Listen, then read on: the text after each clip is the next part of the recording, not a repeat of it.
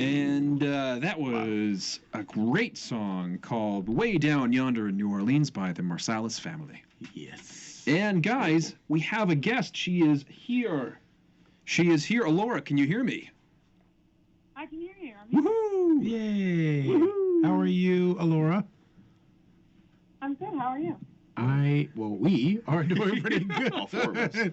All four of us. Right, I'm here with you. Yes. Yeah, Yes. so you were talking to my friend Travis. My name is Shaun. And Alaura, before we go any further, we just want to do a quick staple. You've been listening to WHUS Stores 91.7 FM, sorry. In stereo. Oh, man, we're going to make, Alaura, we need your help on maybe harmonizing that. Yeah. Okay. How are you, Alaura? I'm good. I'm so good. Thank you for having me. Of course, anytime. We have been in contact for about a month, and every time I've tried to get you on, I haven't been here, or there comes an issue, and I'm also want to first apologize for that, but I'm so appreciative of you being here today. Yes, I appreciate you guys having me on. Thank you. Yeah, so I wanted to mention to you, I couldn't find a bio, but I did find your Instagram and your sort of like mini bio, which is you are a singer-songwriter with a unique sultry jazz/pop R&B fusion. I like that. That sounds about right. I like that. I like that. And Alaura, I wanted to mention to you, I found this guest post by you on a blog, which I thought was really interesting. You talking about your self-certainty as a musician, talking about your growth as a musician. And so I wanted to start at the beginning, which is how was music infused into you at an early age? Oh my goodness. Yeah, good question. My mother is a fantastic piano player. Mm-hmm. She has played. She actually was an accompanist for a choir when she was pregnant with me. So I always say I kind of just came into the world playing the piano. And she taught me at a very young age. I was about 4 when I started playing the piano. And music has just been kind of the center of my life forever. Right. It always kind of was just something that really I was very drawn to. Right. It just came kind of naturally to me. I was very interested in the piano. My mom said I never banged on the piano as a little kid. I always was very specific about playing each note and really interested in how it kind of makes music and chords and things like that. So, that's kind of where I started, and then I just pursued it forever. Right. Alaura, you also said that you really also liked listening to Aiko, her, Amy Winehouse, Adele, and I feel like you're kind of in the right place. I see Felise over here. She's nodding her head. She's like, yes, thank you. Thank you. Were these artists you looked up to when you were young, or I'm sure Adele now, around this time, I'm sure that you're sort of seeing some self maybe in you and her, but what do you find, like when you were younger, who did you listen to? Well, I am super an old soul with music for sure. Like when I cook, I listen to jazz and throwback, R&B, things like that. So I would say my first influence was Whitney Houston. I watched a movie that she was in when I was about 8 or 9. It's still my favorite Christmas movie, which is fitting since it's almost Christmas. Right. It's called The Preacher's Wife, and she sang. There's a certain scene in that movie she sang, and Lionel Richie played the piano. Right. And that's kind of a defining memory for me of being like, wow, I want to do that. I want to be like her. The moment was just so beautiful. She was singing in this jazz club, which interestingly enough is, what I do now. Sure. And that's a beautiful full circle thing. But that was probably my first memory of being influenced by somebody. Right. And then I would say a second really kind of concrete memory I have is that in Sister Act, Lauryn Hill, I was very intrigued by Lauryn Hill. I always thought she was so beautiful, and the way she sang was so effortless. It really always was an inspiration to me. And there's a scene where Whoopi Goldberg says to her, if you wake up and you can't think about anything else but singing, you're a singer. And I thought, oh, that's me. Those are my two, really standout, influential memories. And then, of course, as I grew up, I listened to R&B growing up. I was, I I have Brandy CD as a kid and things like that. Right. And then I went to see Ashanti when I was in high school, and I was like hooked on, just performance and R&B and live shows, and I was like, this is what I want to do. So, right. Yeah, it kind of stuck. Yeah, I also want to ask you, as you grew older, did those values change, or did you find new artists that you were interested in? Yeah, I mean, the artists, like you and I listed different artists, but all the ones you said are definitely still influences me. Sure. I'm a really big fan of Lady Gaga. I think that she is brilliant. I really love her. Adele, of course, is timeless, and I think she's very honest with her music, which is something that I kind of aim to do with my music. Right. And she's a beautiful and brilliant artist as well. Lots of, I kind of admire and am inspired by similar musicians with a similar sound. There's so much going on in the music industry these days. Right. But I would say that, I'm always influenced by people who have grassroots music as their background. They play an instrument, or they actually write, or things like that, just because that's what I do, Right.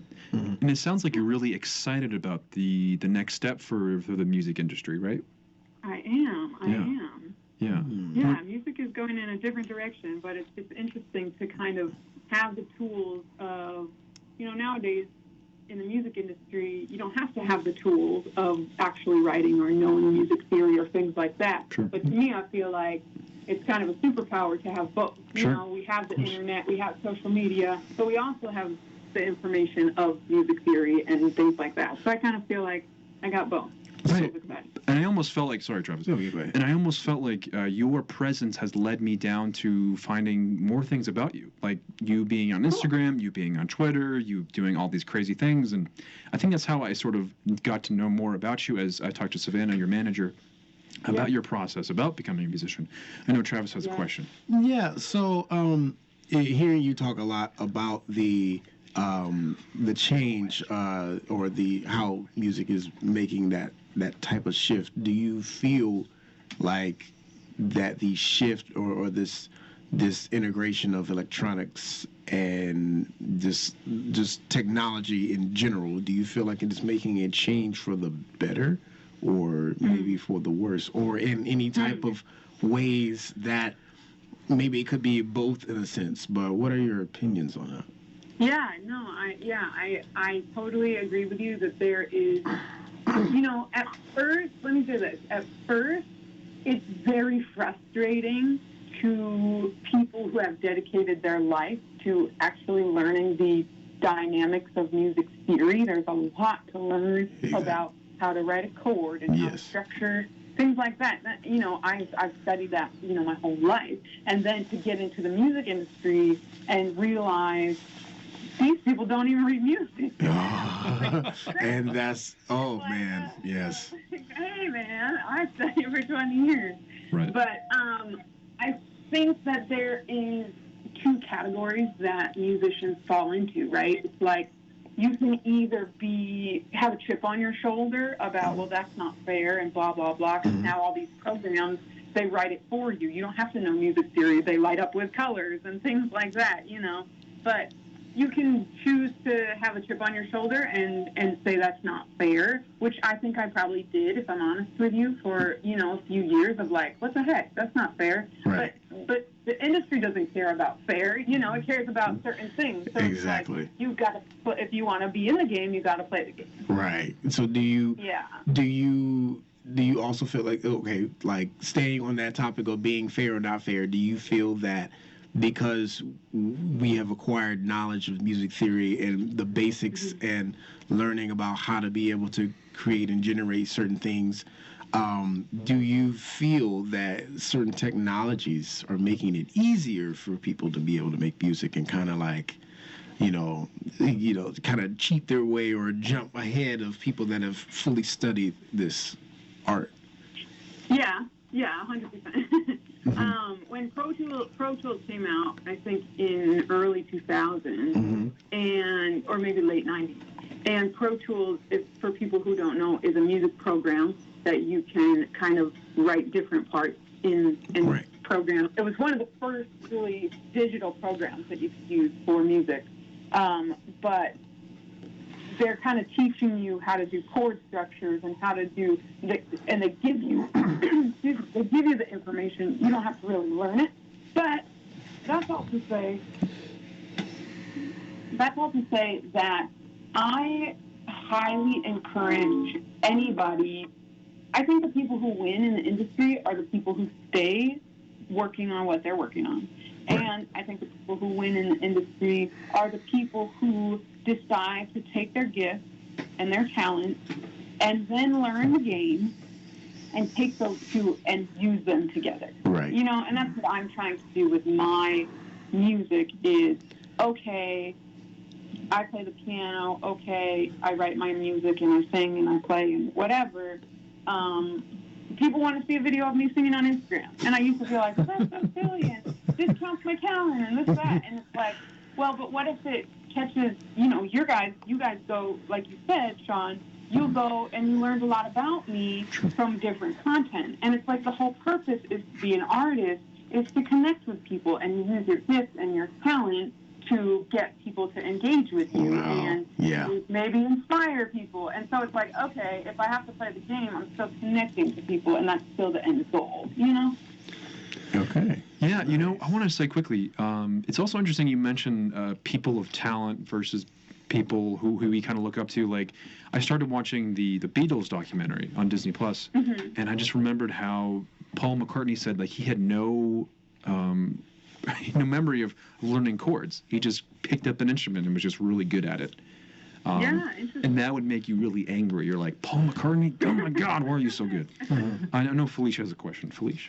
Yeah, that you kind of actually lead it into answering my question. I was going to ask you, you know, feeling like things sometimes can be unfair with people just kind of coming in and just getting their big break and they don't know even the basics of music. Like, how do you kind of how do you stay true to yourself in that and not kind of fall on the wayside of just doing what's popular right now to just, you know, get that viral clip and, you know, just get your name out there any kind of way? You know, you have your, what's instilled in you. How do you stay true to yourself with everything going on, with trying to just not just be popular? It's something that you want to build a name and a legacy for yourself. So how do you keep that in mind? That's a beautiful question. I would say something that I really try to stay true to, that is like a mantra that I kind of tell myself whenever I see something where I feel like, oh, what the heck? You know, I've been working this long or whatever. It's like social media is such a snippet of what people are doing, who they really are, what they've put in, what kind of work they've done. And sometimes people come into the industry and it takes them a year, it takes them 2 years. And I would say two things that I tell myself is, one, I don't know their story. You know, it's not fair of us to make a judgment on somebody on a 1-minute video that we see of them that they get 1 million views on. We don't know that they've been posting content for 3.5 years. Like, so I constantly try to tell myself, I don't know their story. I don't know what Amy Winehouse went through to get to where she was at. I don't know the struggles. I don't know other people's, you know, everything that they've gone through. Or I think that it is unfair of me to say, well, I've worked harder than everybody else. Well, it's like, I don't know. I feel like I've worked really, really hard, but I don't know their story. So that would be number one, is something that I tell myself. And number two would be, I truly and strongly believe that everybody has a path and everybody has purpose. And it's divine, and it has to do with where we come from and the kind of gifts that we're given. And sometimes it's easy for people because that's the path that's meant for them. And that's, you know, we can't say that's unfair. Like, we all have a special gift. We all have a special purpose for being on this earth. So it's not fair of me to say, oh, they only studied music for a year and now they have a record deal. And it's like, well, that's their path, and they were aligned with what their purpose was, and that's the way the universe kind of plays it out. And I think that when we feel a sense of unfairness or judgmental, honestly, the underlying issue of that is that we don't believe it for ourselves. If we feel like, you don't feel like something's unfair if you feel like, well, that's coming to me too, right? It's like, well, I got a present too, or they got this, but I got this. And so I feel like if ever I catch myself feeling like, oh, that's not fair, I feel like, well, that's me slipping and feeling like that's not going to happen for me, which it is, and I believe that, Yeah. Agreed. Makes sense. Yeah. Thank you. Hi, I'm Michael. Nice to meet you. Hey, Mike. First thing, did you or anyone you're close with or work with go to college for music? Yes. Yeah. I went and studied at the University of Northwestern in Minnesota, and I actually do have a bachelor's degree specifically in music composition. Okay, because... So, yeah, I went to school exactly to learn how to write music. Yes, Okay. That's That's kind of a precursor to what I wanted to ask. So I'm the youngest one here. I'm 19. I'm pursuing an undergraduate degree in music. I'm a trumpet player. Good for you. And but I heard you talking about how people, they walk into the industry not knowing how to read a single note of music or how to study music for however long, like 6 months to a year, and they blow up and have all the success. And I'm sitting here in a university doing things the old-fashioned way, learning about the history of music, classic compositional techniques, going to a lesson every week. And I'm just curious, do you feel like your college experience and going to school for music in general is becoming more obsolete, the kind of old-fashioned way of educating music? Yeah, such a good question. Yay that you're in the music program, because forever, no matter how obsolete to the world it feels, like I'm such a theory nerd, so I love it, and it's really, I think it's great. So good for you on that. It totally depends on what you want to do with your music. I think something that I try to advise people who want to talk about music, I always say you need to know what your end goal is, and then you need to work backwards. So there's so many opportunities in the music industry, in the world of music, that you've got to find your niche of, do I want to be a teacher? Do I want to be a programmer? Do I want to be a producer? Do I want to be an artist? Do I want to, there's tons of different things you could do. And then what you need to do is work backwards from there. Is, what's the knowledge that I need to do for this? What's the knowledge that I need to do, if I want to be a producer? What's the knowledge I need if I want to be an artist? Something that I wish that I had done in college is I didn't take any business classes, and I really regret that. If I could go and do it again, I would do a minor in business and marketing, because I wanted to be an artist. And you're 19, right? So you have a lot of life to live to figure out, what exactly you want to do. But I didn't know. I knew I loved music. I had moved to LA after college, and I was initially working as an assistant to a film composer, and I was writing music for film scores, which was awesome. Wow. But it was a very tedious and crazy Hollywood process, and my boss, who was directly under the composer, was like 36, and I was like, man, if I'm going to work for the next, 15 years for somebody else, I might as well try to be an artist. So that's kind of but let me ask you this. What's your goal with music? Like, what do you want to do? Wow. So I came in, I'm in like a music ed track. So the track I'm on is to get certified to be a teacher and teach in like a public school system more. But I don't know, ever since I got to college, my love of performance on the trumpet has just exploded. So I don't know. I mean, there's a whole bunch of things I could do. I could try and be a freelance musician. I could try and open up my own, or start my own trumpet studio. I could go back to school, try and get a doctorate. I don't really know. I just know since I've gotten here, I definitely want my life to include performing. Cool, awesome, and that's good, and that's a good start. You know what I mean? Like, okay, you like to teach, and you like to perform.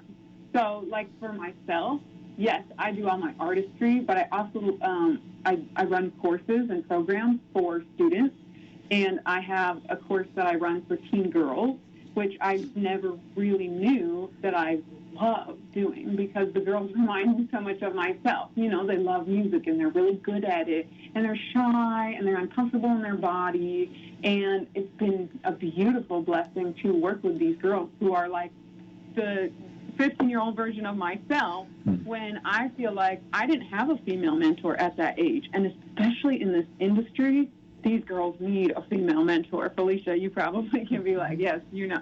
But it's like in this world today, this world is crazy, right? So with the music industry, it's been such a blessing to be a mentor for young girls who want to come into the industry. And then I also teach other musicians how to put their music out. Do you want to perform live? I made a great living performing live music, so I coach and I consult privately for people who are trying to do that, getting their music registered properly, and all of those things I love doing equally to performing and things like that. So you'll learn along the way exactly what you really love. And my thing is like, start with what you love. You know what I mean? Start with the thing, whether it's music or technology or whatever you guys, Shaun and Michael and you guys, Travis, what you're into. Start with exactly what you love, and then work backwards of how do I make money doing that thing. Yeah, That's right. thank you. That was beautiful, Alaura. And if we can take anything away from that conversation, Michael's still a baby. I'm fresh out of the oven.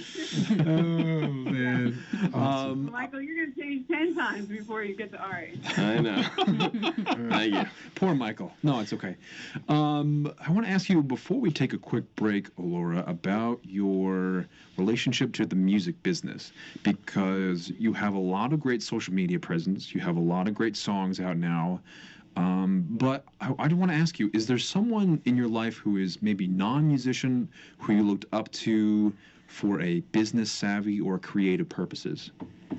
Ooh, very interesting question. Actually, this is probably, you guys probably don't know this, but my dad was the head of the business department at UCONN. That's right. Yeah. Yes, for Oh, many wow. years. Yeah. Yeah, so, interestingly enough, like I say, you know, my past kind of feels like it was forged for me before I even got to this planet. Right. But my mom, you know, is a brilliant musician, and my dad is a brilliant business person. So I was like, music, business. Like, that's what I should do. Yeah, so definitely my dad is somebody that I consult. And then I have some really great musicians around me who also know the music industry, business side of contracts and things like that. So, like I said, you know, A, find out what you love to do, but then B, I always say find the expert. Like when I'm trying to figure out with a contract, I find an expert who can help me advise on business. Right. If I'm trying to do social media and things like that, who's the expert on marketing? Like that's where I think that my best growth has come from, is looking to the people who are the expert on these specific areas that are going to help you thrive, you know? Right. Yeah. Yeah. And, you know, the one thing that I really found interesting before we take a small break and listen to your song, which is that the way Savannah came to me and her talking about working for you has changed her life in that way. Yeah. And it's so personal for her, because when we talked to her, she was like, you know, I was kind of in a rut, but now that I feel like I'm doing something right, it just feels like I'm working with the right person. And I feel that's almost magical in a way when you do something like that. When you work with someone, it just clicks, you know, and I think that's kind of beautiful in a way. Sorry, go ahead. I'm going to cut you off. Who, me? Yeah, go ahead, Laura. It's okay. Yeah. No, and that's so sweet that she would say that. She has been, you know, her and I talk a lot about, for people who are listening, Savannah is actually the head of PR for my company, Lovelight Sound Music. Sure. And she is the one who's behind the scenes making all the calls and making connections and doing a great job, you know, paving the path so that we can do these fun interviews. Yeah. But yeah, it's been a really great learning experience that, like, everybody has something that they can contribute, you know? And when you figure out what that is, it does. It goes easy. And I think Steve Harvey has a great quote about, like, your gift is the thing that you do the best with the least amount of effort. Right. And I always thought that was perfect. Like, so like in one sentence, how perfectly you describe somebody's gift is the thing that they do the best with the least amount of effort. And it's like, what is that for me? And everybody has a different thing, but it's like some people, there's another quote, I think LeBron says, is like, not everybody's gift is an actor or an athlete or a dancer or a, some people are really good at cooking, and they make a great impact and living as a chef or as a pastry chef, or some people, everybody has a different gift. So I think that with Savannah, she's just really personable. She's great. Like, you guys know, you've talked to her, so, great. And, like, I need that. So it's like she says, oh, you're such a blessing. And I say, no, you're such a blessing, and that's how it should be, right, with the team. Yeah. It's always nice to have someone like that in your corner, and I find that Travis is that man in my corner. Yeah. He's in a corner as of right now, but I think of him as a man in my corner, right? Yes. Alaura, I hope it's okay. We're going to take a break. We're going to listen to your song, EROTICY. And when we come back, we'll talk a little bit about it. And I have a quiz for you, too. Yeah. Ooh, okay. I don't go... some more questions, too. Yeah, and I have obviously more questions. But, the quiz is super important. But, we'll get there. We'll get there. All righty. We'll take a break. And, Michael, whenever you're ready, let's play it.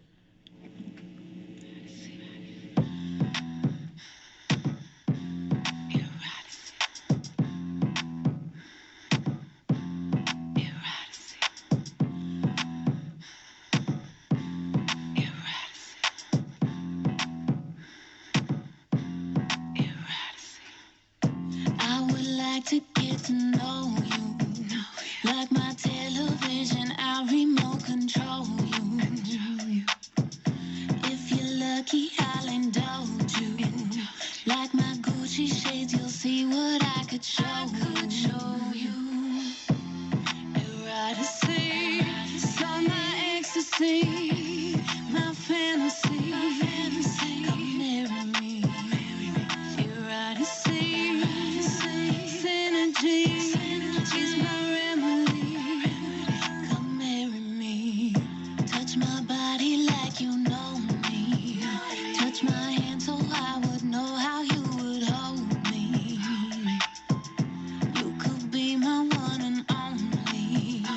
Expeditious, so ambitious, I'm a trophy. Eroticy, saw my ecstasy, my fantasy. Come marry me. Eroticy, synergy. She's my remedy. Come marry me. Eroticy, come marry me. Eroticy, eroticy, come marry me. Eroticy. You won't find nobody like me. In the universe, your physical excites me. I love fancy things, I'm pricey. My desire be my fire, come and light me. Eroticy, saw my ecstasy, my fantasy. Come marry me. Eroticy, synergy. She's my remedy. Come marry me. So sexy, that be me. You get what you see. Spirits free, get crazy. Leave this galaxy. Just say we make believe. We like royalty. My forte, let's foreplay. Let the music play. Yeah. Yeah, let's go. Alaura, you still there? I'm here. Yeah. Wow. Love it. Woo. I know Travis has a question for you. Travis, go ahead. Yes. Okay. So, as you know, I don't think if you have been listening or if you have listened to me before of me trying to be a recording artist myself, there's a lot of things that I have asked very, very many multiple artists that I have met over the years, and come to this point, I wanted to ask you the same question. So, when you What was you? Well, first of all, I know you were talking a lot about your kind of first gig out of college was going to work in L.A. with a film score composer, correct? Yeah. Okay. Yeah. So when you made that decision to kind of just start being an artist, what did you do after that? And what was that defining point? Like, what was your first step in making, your brand and starting your career as an artist? So I think it's been a long road, yeah. Yes. But what first I did was that when I worked for the film composer, he had a studio that probably $500,000 studio. Wow. I mean, grand piano in it, 3 different recording booths, all of the kind of programming and the equipment and the library, the music, sample libraries and things like that. And he was a professor at USC in California for film composition. So not only was I having access to this amazing studio, I had access to tons of other musicians and people, people in and out all day long. And I was the one who was calling them and booking them and things like that. So the very first kind of way I started to dig into artistry is that he was like, "Oh yeah, use the studio whenever you want," and I was like, "Say no more." I had the keys. Like, say less. Say less. So I had the keys because I was the person who would go in the morning and leave at the end of the day, locked up. And so, like, literally when I was working there, I had actually started working there as an intern during my junior year of college. And I would go to work, and I would open at 8 o'clock, and I would work as a little office assistant until about 6 o'clock, and then I would lock it up, and I would go downstairs, and I would just, like, teach myself how to use the programs, how to use the microphones, how to use... Yeah, and I just was like, how silly for me to not take advantage of... like this opportunity. So that was my number one, is that I just would like constantly go and learn about the instruments and learn about how the mics were set up and learn about all the different programs and how do I use this. I probably spent 70% of the time in the studio just being like, where does this plug into this? And then maybe 30% doing like actual recording. Yeah. But that was number one. And then I made a record way back when, 10 years ago. And I just basically hired all the musicians that like were in and out of the studio. I'm like, hey, you want to play on this record? So it was all live instruments. It was so fun. And that gets into my second question I was going to ask. Oh, okay, yes. Because of course, with all these other musicians, you have to be able to hire them and you have to be able to pay them to get the product that you want. And of course, life does not stop whenever we are trying to pursue our arts. So what did you do to also sustain yourself, financially, to be able to do both, learn and take time in the studio, and then also live at the same time? Yeah. A common question of every pursuing musician. Well, when I was working at that studio, I was getting paid, and I was in LA, and I was making good money as the assistant. Oh, wow. And so that kind of was step number one. I'll be really honest with you, Travis. I've lost a lot of jobs. Yeah. They're like, you care more about music, and I'm like, thank you. But, yeah, you know what? And, like, this is probably terrible advice that I shouldn't give on the radio. But that was always my end goal, was to be an artist.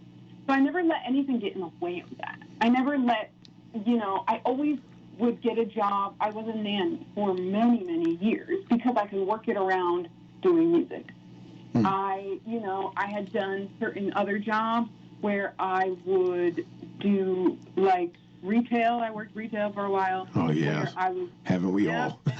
Yeah, so, like, I would make my hours crazy stupid. Like, I'll be the person who comes at 4 in the morning and, opens the store and then leave at 11. Yeah. And, like, I would one of my biggest things, which is actually what I teach people to do now, because it was probably the best thing that happened to me as an artist, is that I was working retail, and a friend of mine invited me to come hear him play at a bar. And are you 21? Oh, yeah, I'm 29. Okay. Yeah. Okay, good. We should probably kick Michael out because he's 19. But that's okay. Covering my ears. No, honestly, the best thing I ever did for my music career was start playing gigs. That is the best thing I ever did for myself, because I went to hear this friend, and I had worked 30 hours that week at JCPenney. No, wow. And I, enjoyed it, but it was very time-consuming. I was making no money. And he was, basically telling me he made that much money in his gig that I had made all week. Wow. And I was like, I can do this. This is so silly. He's like, why don't you book a gig? You could literally play 3 or 4 gigs a week and make the same amount of money that you're double that you're making now. And I was like, duh. So I actually started to do that, and now I have built a course on it because it was so great for me, and it's helped other musicians kind of learn how to do that and create a secondary income. You want to be able to collapse time, right? You want to be able to make the most money with the least amount of time. And doing a gig is definitely the surefire way to do that. Mm-hmm. As an artist, I would advise you to do gigs if you can. Do you play an instrument? Oh yeah, I'm a trumpet player. We're all three of us in besides Felise are trumpet players, right. And Felise is an ex-clarinet player, dancer, and so if you need a backup dancer, Felise is your girl. For sure, I could probably still pop and lock. Yeah, I love it. Yeah, so with your so you said trumpet, right? Yes. I can't see you guys, so I'm trying to remember who's with what. Yeah. But no, I would say with the trumpet, if you could put a little combo set together and try to book some little gigs, or do you could play weddings for sure. I have a friend who is a hip hop violinist, and he is doing great. He plays live shows all over. Wow. So I would look into that. I'm happy to chat with you after about getting that going, and that would be my way to advise you to do that. If not, if you have a day-to-day job, that's fine too, but you've got to make sure it doesn't get in the way of your music. And if that means you got to be going and being an assistant until 6 o'clock, and then you lock the door, and then you go downstairs. I remember there were days where I'm sitting at the keyboard falling asleep at 4 a.m. I don't have to be here right now. But I wasn't getting paid to learn all that stuff, but it was so valuable in the end, and my end goal was to do that. You know? Right. Wow. So I definitely would love to get your information from Shaun and totally, to, absolutely. definitely connect with you later. I'll hook you up. I'll get her number. Yes. No, I'm kidding. So let's talk a little bit about the song a little bit, Laura, if that's okay. Mm-hmm. What inspired the work? Oh, good question. I have a person that I wrote the song with, and I had already made the beat for that song, and I was sitting in a writing session, and this friend of mine was kind of being like, what do you have? And we were going through different songs, and he's a brilliant writer, and I had ended up playing this beat, and he was like, well, haven't you played that yet? And I was like, I don't know. It's kind of it's just something I made to see if I could make a song like that. Sure. And he's like, that's the record you need to do. And then we ended up writing the song, and it was just a really great session. Again, easy, flowing. We wrote it that night completely. And we wanted to do a song that was sexy and confident and Sure.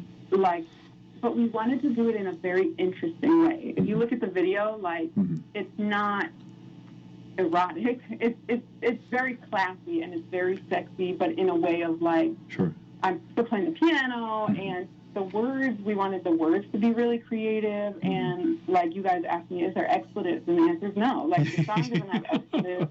We don't. So we wanted to paint a picture, but we wanted it to be creative. We wanted you to feel ooh, the song is so interesting and sexy, but they're not saying anything kind of forthright or explicit, or you have to use your imagination and it's easy with this day and age with the music industry to be like, just, do whatever and be naked and, we were like, how do we get the same effect but still do it in a classy and creative way? And I think we did a really good job of that. My favorite quote from Anne Hathaway is, you used to be naked, you used to get nominated. I'm not sure what happened anymore. No, it's okay.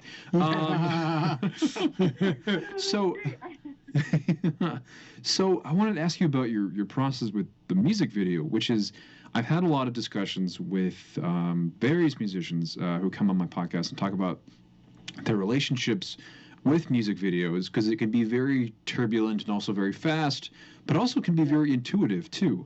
And I remember watching your video and thinking that the video was quite splashy, quick cuts. What was it like to film? It was really fun. Yeah. I got to dress up in a lot of fun. If you haven't seen the video, it's pretty spectacular outfits. But it was, because I've spent so much time, like, really thinking about my brand, really thinking about my artistry, who am I, who do I want to be, who do I want to be portrayed as. That's really important to me, and I also think that as a creative person, some might call it controlling, but I'm very particular about, I almost always have a really clear vision, not to say that other people can influence it, because they definitely do, but like with the video, it started with the fact that we had 3 hooks, 3 verses, and we had the chorus, and then we had the bridge, and we had the outro. So that was kind of the stepping stone to say, okay, we want 6 outfits, because we want to do 6 different looks for these different, matching kind of the content of the video, the visual to the audio, right? That's what we wanted to do. And so then we ended up booking some like studio spaces in New York, and we did a few different scenes in a few different places, but the preparation is everything for a music video. Everything for a music video. Yes, there are times where it's like, let's try this and let's try this, but I'll tell you, there were a few moments that we were like, let's try this, or this would be interesting, this would be creative. None of those made it into the video. So it was a lot of planning and a lot of shopping. Girls would be like, yeah, that's the best, but I was going to boutiques and the malls and the this and that every single day until we found them. So that was actually a lot of work. And then you just have to kind of line it up to the visuals and what you want to, the outfits have to match the kind of brand you want to, do I want to look like Alicia Keys, or what kind of response do I want to get from people and things like that. The video was so fun. It was so much fun. But one thing, for like sorry 4 hours straight. Sorry to cut you off there. No, that's okay. What's interesting is every musician I've talked to say that the biggest and the largest role, and I know the artist is the most important part of the video, obviously, but the most important thing that the people that drew to me was they always said the crew was just so inspiring to work with, because they're so tireless and they just kind of like spend all their time focusing on the one thing. But there was one person who I talked to who said to me when he was making his video, he said it was the crew. That then it was a very turbulent time for him, but he said the crew made it through, and then I could, that way that I could take that next step and just make it a really successful video. So in a way, I want to ask you, like, what was that relationship with your crew? Like, how did they feed off your energy? I think it's both. You know what I mean? Yeah. It's that you try to be in alignment with the goal and the project, and then you hire people in that alignment, and you kind of employ people to participate who are aligned with the vision, who care about the one project, who are focused on their particular job. You don't want to have all these cooks in the kitchen, right? You want to have the guy who films it. You want to have the guy who directs it. You want to have the, I had a director and I had a guy who was the camera guy. He came and filmed it. And then I had a makeup girl, and I had a personal assistant. Sure. And they all did an amazing job at playing their role, and to a T. Right. You know, like making suggestions when needed, Right. not, not really chiming in when that was extra. Sure. The girls did my makeup, and they got me dressed, and they helped me, you need this, and you need this, and your lipstick's not right. And really, I think that's something that's really important, is you need to have people, like, I forget who said this quote, but it's like, if you're in a picture, you can't see the picture that you're in. So you need people who are looking at it from the outside, because they can see stuff you can't. Right. And you've got to have people who are going to pay attention to your hair isn't right, and your lipstick is not right, and this needs to be redone, and your shoulder, your thing is tucked into this, and like you don't know all those things, and you need the people on the outside. Right. And I think I had done a lot of projects where a lot of those things got missed in the past, and as that would happen, it would make me be like, I need people who are looking for this and looking for this. And I think I have some really beautiful, wonderful people around me who really care. Like, same with Savannah. It's not just a job. Right. It's not just a music video. Like, they actually care about the product. They care about, everything. And that's so important. Yeah. It is. Do you have a question, Travis? Much. One last question from me. Okay. So, when of course, you've been pursuing this, and you've been very, very well tenured, I can say, in this field, and you've already been, kind of already in that way. So, I just want to ask, like, whenever that next album or CD or song or viral video blows up, and you finally get the recognition that you've been wanting, what's the next step from there? What's next? Yeah, more music for sure. I was just kind of looking at everything and deciding, when does the next single come out? Oh, that's what everybody wants to know, right? Like, what's next? Yes. And you're like, I want to, love on this one for a minute. And but, do you have any sneak peeks for us? Any next upcoming? Oh, I will. I promise you that when I have it, it will come to you guys first, for sure. Please do come back. Yeah, I think that the next single will come out in February, and we're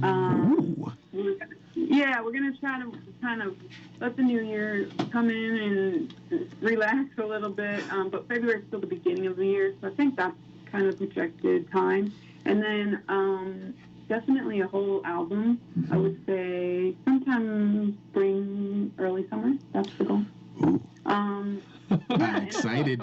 Yeah, I know. I'm excited. But and just kind of pushing, what we have and learning about, social media more and sharing it and connecting with people and talking to you guys and stuff like that. That's all fun for me. So I'm just trying to enjoy all of it as it goes. Right. So, Alaura, a little bit about me, but I'm about to let you know that I love giving quizzes on my show. I love taking quizzes that I think, if they're about music, I think They are. This one is called the Ultimate Pop Music Quiz. Are you ready? We're going to find out. Pretty fair. All right, the first question is, who sings Sexy Back? That's a pretty hard one. Right? That's a pretty hard one. I don't know. Yeah. I don't know. I think I heard Dora the Explorer. Have that go. I have multiple choice, if that helps. I would say Justin Timberlake. That is correct. That is correct. What mathematical symbol is not the name of an Ed Sheeran album? Is it plus, multiply, divide, or subtract? Is not the name of his record? It says, which mathematical symbol is not the name of an Ed Sheeran album? Plus, multiply, divide, subtract. I say square root. Square root. I second that. I don't know. I don't know his albums very well. Do you want to take a educated guess? How about plus? Plus. How about plus? Michael, what do you think? Is it plus? Yeah, I'm gonna have to go with plus. Okay, so let's go with plus. Oh, it's subtract. I was just going to say minus because everybody was saying plus. This one's pretty easy, Alaura. Complete the Mark Ronson song title, Uptown Blank. Uptown Funk You Up. That's right. I thought it was Uptown Rock. Nice. Uptown Funk You Up. That's No, right. oh, okay, That's it's good not on mine. rock. Okay. Yeah. I wanna rock. What is a song that launched Justin Bieber to superstardom? Oh boy. Oh, baby. That is correct. That's correct. Adolescent. Which Taylor Swift bangs. song? Which Taylor Swift album is "Shake It Off" on? Oh, I think it's 1989. 1989. That is correct. Wow. That is correct. All right. Ooh. Which Beatle performed a James Bond theme song? Travis knows this because he's a James Bond aficionado. I think Paul McCartney did it with Adele. Is that Paul one? McCartney. All right. Who sings Yeah. "Call Me Maybe"? Oh my gosh. Carly Rae Jepsen. That is correct. I didn't even know that. How did you not know? Come on. Come on, Travis. Come on, get it going, man. Come on, here we go. All right. This is like a one-hit wonder, isn't it? Right? For sure. Yeah. So come on. Complete the Rihanna lyric. We found love in a blank. In a restaurant. In a hopeless place. Hopeless place. That's right. You know, there's a funny Hunger Games meme that's like, we found bread in a homeless place. I thought that was kind of funny. What are you going to hear Katy Perry do? What are you going to hear What am I going to hear Katy Perry? What does she usually do in some of her songs? Roar? That's right. She roars. I was roars. going to say bark. What the heck? You might have. Travis had a Michael Jackson episode a while ago. So, in which video does Michael Jackson play a zombie? Ooh, Thriller. That's correct. Nice. Which movie is Can't Stop the Feeling from? Oh, is it from Trolls? That's right. Yeah, that's correct. Which Dolly Parton song did Miley Cyrus cover? Or Destiny Cyrus, I'm sorry. Destiny Cyrus. Jolene, I think, Wait. right? That is correct. She changed her name. No, isn't that her name, Destiny Cyrus? No. What? I thought for some reason it was Destiny Cyrus. What? Who was that? Well, you guys can cajole me after that. I was just like, wait, what? No, it's okay. All right. Laura, you can back me up, right? Destiny Cyrus is right. What do you? I'm sorry, but I have not heard that. Hannah Montana trivia, that fails. Okay. Which pop star contribute a verse to Problem? Ooh, Yeah. Problem. Who sings Problem? Do you want to? Should I read out the Is that the multiple choice? The Ariana Grande song? Yes. Sure. Oh, okay. Yeah, it's the Ariana Grande song. Do you want to say the multiple choice, Laura? Yeah. Okay, we got Izzy Azalea, Selena Gomez, Justin Bieber, and Miley Cyrus. Oh, I know this. Destiny Cyrus. Problem. Miley Cyrus. I think it's Iggy Azalea. Iggy Azalea is correct. Absolutely. That is correct. All right, we have one more question to get through because I have been pushed out real quick. What does Nicki Minaj kind of man never do according to Super Bass? Kind of man never do. Yeah. Oh gosh. Okay, quick commercial check. You're right. I don't know. I am right? Yeah. Oh, wow. I'm sorry to cut you off. I just want to be able to confirm that Shaun is right. Oh, wow. Miley Cyrus's first name was Destiny Hope Cyrus. Dropping a mic. Here we go. Wow. I didn't know that either. Okay, continue. All Sorry. right, go ahead. Sorry, Laura. You were saying. So you were right. That's good. Oh, I was right, yeah. Yeah. What does Nicki Minaj's kind of man never do according to Super Bass? You know what? I don't know the answer to that. Do you want a multiple choice on this one? Yeah. Never sits in first class, never flies coach, never joins the Mile High Club, never drinks champagne. I still don't know. Okay. Any Somebody give me a this any lifeline. takers? This will not Alicia? fly My coach. friend in the studio. I think Somebody it's help not me like out. coach. I don't think he'd fly coach. Fly coach? All right. It's correct. Yeah! That is correct. What was the answer? Flies coach. Never flies. Never flies. Thank you, Michael. Never flies coach. Laura, a pleasure. Thank you so much for being here. Thank you. Thank you. And hopefully we'll have you again. I will call you a little bit, but thank you again. I'm going to switch it over to then, and I will see you again. Thank you so much for being here, Laura, and thank you for your time. We will talk Awesome. Thank you, guys. We'll talk soon. We'll talk Yes. soon, and feel free to stay on the line. We'll talk later. Felise, Michael, thank you for being here. Thank you, Shaun. Thanks for having us. Yeah, Yes, of course. of Hope you guys course. enjoyed your time. And for the last time, and to end the show. And the show, you are listening listening to WHUS Stores 91.7 FM in stereo. It was beautiful. Yes, It was lovely. we did made it better. We got it better this time. We We did it crashed better. We crashed the system. We We did did it. it. We did it. And my eardrums. Oh, and we heard Felicia in the process. Like I like to say, keep listening to what you love. And I got some podcasts coming up next. Hope you like that. And we'll see you next time. So take care. Bye. Bye-bye. And the centuries-long presence of Latinos in the United States. We also highlighted the diversity within the Latinx population.